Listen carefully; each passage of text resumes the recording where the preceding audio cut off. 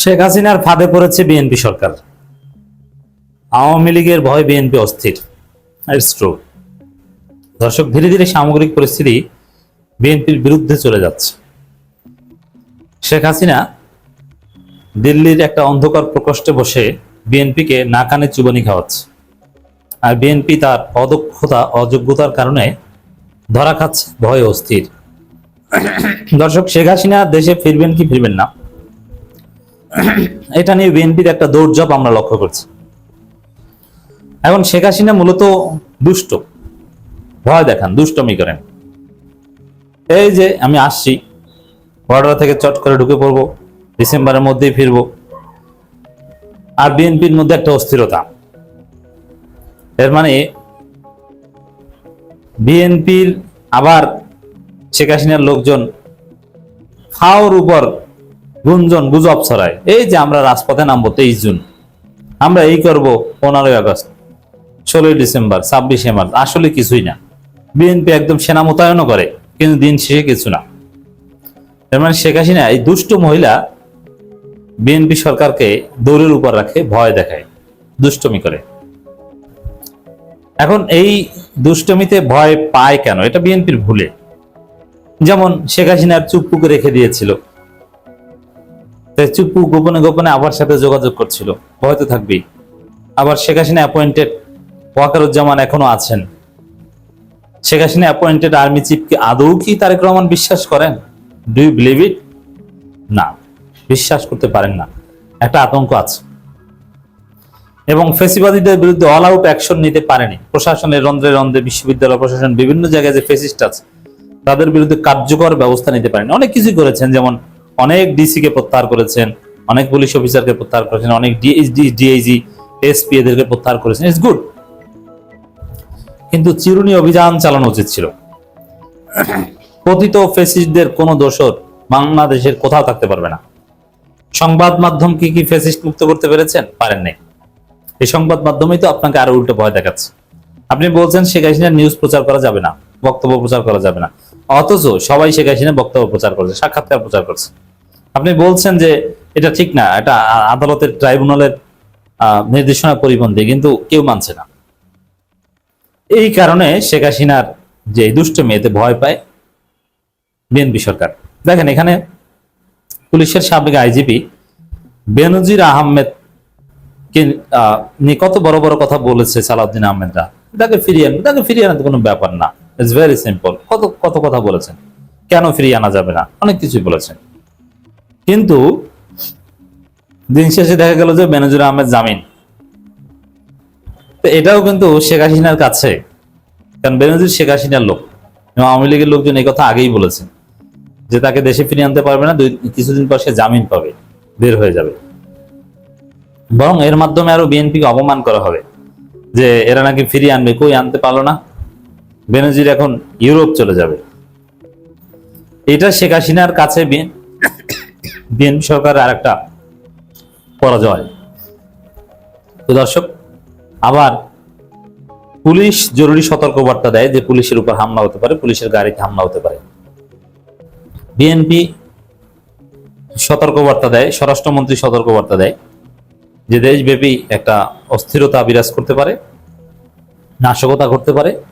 আবার মেট্রো রেলের নিচে 2 দিন পর পর বোমা পাওয়া যায়।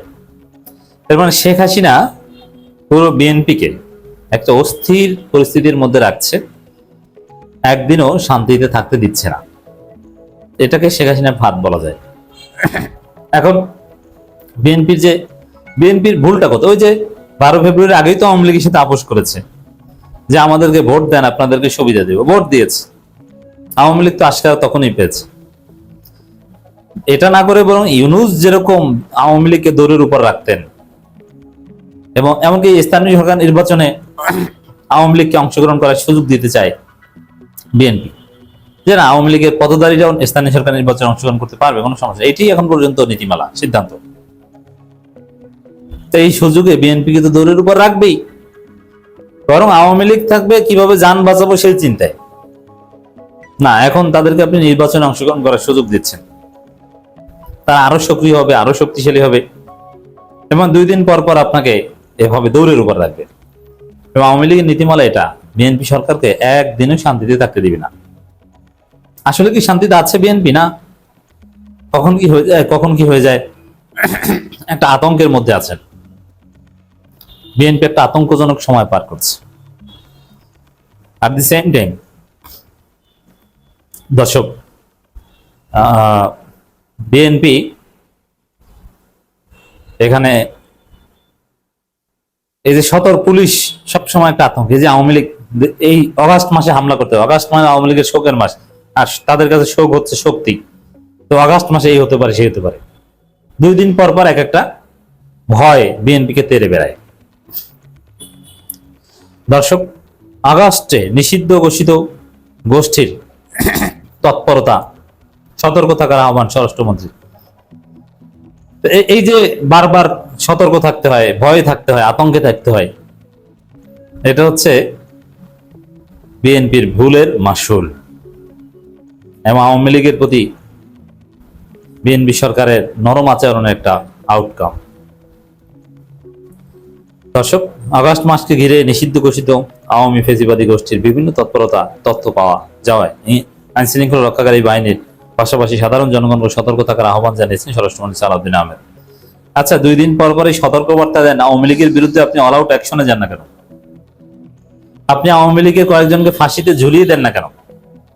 এই যে সালমান এফ রহমান, আনিসুল হক, আরো কত আছে, প্রত্যেকেই ফাঁসির যোগ্য। তাদের 2-1জনকে ঝুলিয়ে দেন, হাসানুল্লাহ ইনুকে বা আরো কয়েকজন আছে, তাদেরকে আপনি নিশ্চিত ফাঁসি দিতে পারেন। কিন্তু আপনি এটা নিয়ে গেম খেলছেন, তা আপনাকে যে 2 দিন পর পর এই দৌড়ের উপর থাকতেই হবে। সম্প্রতি দেশের বিভিন্ন স্থানে পরিত্যক্ত ব্যাগকে কেন্দ্র করে সৃষ্ট বোমা আতঙ্কের বিষয়ে স্বরাষ্ট্রমন্ত্রী বলেন, উদ্ধার হওয়া ব্যাগগুলো পরীক্ষা করে কোনো বিস্ফোরক পাওয়া যায়নি। দেখেন, এখানে আবার অস্বীকারও করছে, অথচ মেট্রো রেলের নিচে মতিঝিলে 7 বোমা পাওয়া গেছে, এটা একদম স্পষ্ট প্রমাণিত। এখানে আপনি অস্বীকার করছেন কেন? মিরপুরেরটা নিয়ে দ্বন্দ্ব, মানে সন্দেহ যে আসলে ওটা বোমা না পান সুপারির বক্স। এখন আপনারা তো অনেক কিছুই গোপন করার চেষ্টা করছে, আপনাদের কথা বিশ্বাস করব কিভাবে? কিন্তু মতিঝিলেরটা তো একদম সত্য, এতে তো আর কোনো সন্দেহ সংখ্যা নেই। তিনি জানান, আসলে প্রেসার কুকারের ভেতর থেকে উদ্ধার হওয়া বস্তু এবং মতিঝিলে পাওয়া সন্দেহজনক বস্তুর বিষয়ে পৃথকভাবে তদন্ত চলছে। এমন ঘটনার সঙ্গে কারা জড়িত ইত্যাদি ইত্যাদি আমরা খোঁজ খবর নিচ্ছি, এটা বলার চেষ্টা করছেন। দেশের সার্বিক আইন শৃঙ্খলা পরিস্থিতি সম্পর্কে স্বরাষ্ট্রমন্ত্রী গত 5 থেকে 6 মাসের পরিসংখ্যান বিশ্লেষণ দেখা গেছে তুলনামূলক অপরাধ ও নাশকতার ঘটনা কমছে না, মোটেও কমেনি, বেড়েছে। এটা হচ্ছে চাপাবাজি। পরিস্থিতি উদ্বেগজনক নয় বলেও জানান তিনি। অথচ আপনার পুলিশ 2 দিন পর পর সতর্কবার্তা দেয় যে হামলা হতে পারে, গাড়ি একা রেখে যাওয়া যাবে না, পুলিশের গাড়ি পুড়িয়ে দিতে পারে আওয়ামী লীগের লোকজন। আসলে একটা আতঙ্কের মধ্যে বিএনপি সরকার আছে, এতে কোনো সন্দেহ নেই।